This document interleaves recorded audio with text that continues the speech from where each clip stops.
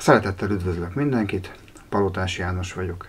A mai rövid videóban egy régi 12 voltos Workzone csavarbehajtó töltőjét fogjuk rendbe rakni, úgy, hogy én sem rendelkezem sem műszerészi, sem villamossági végzettséggel, barkács módszerekkel mégis meg lehet javítani.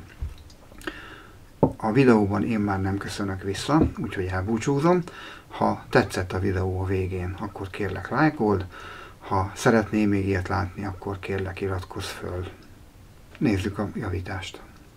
Workzone 12 voltos csavarbehajtó. Eleinte még számítógépek szétösszeszereléséhez használtam, sokszor volt bútorok összerakásához. Lekerült a műhelybe, ezt azért már megsínylette. Meglazított csavarok kilazításához, illetve becsavarásához szoktam használni. Én nagyon szeretem, mert kicsi, könnyű, mindenhova hozzáfér.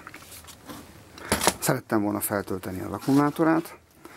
Hálózatra csatlakoztattam, pukkant egyet, elfüstölt. Körbenéztem, használtam, nem találsz ilyet. Újként 5000 forint plusz posta, nem igazán éri meg. Megnéztem, milyen lehetőségek vannak.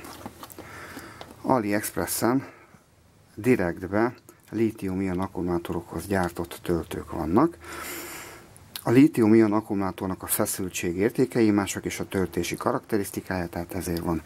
Láttam olyat, ami egy cellához jó, 2-höz, tehát 4,2, 8,4, 12,6, ugye ez a milyen kis 12,6 volt, 3 cella van benne, 3x4,2, az 12,6. Láttam 16,8 voltos, meg 18 voltos is talán, tehát végig vannak sorban, 2200 forint körül van postával együtt, jack dugó, és mindjárt kértem hozzá egy csatlakozót is, tehát annyi volt így postával együtt 2200 forint.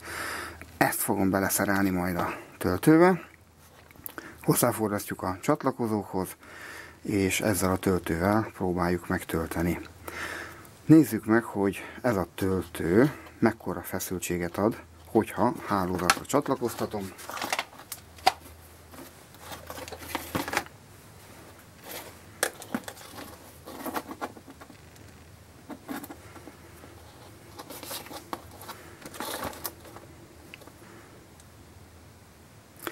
(12,52) hibátlan.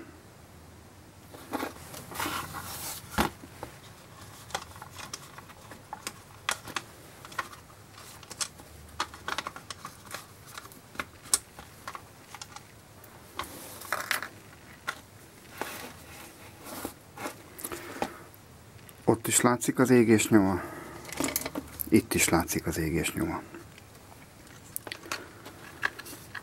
Annyit fogunk tenni, hogy a töltőnek itt a plusz-minusz kivezetésének a vezetékét el fogom vágni.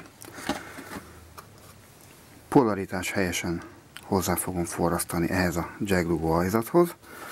Keresünk valami helyet, még nem tudom hol, ahol tudom rendesen rögzíteni, és onnantól kezdve kívülről tudjuk tölteni.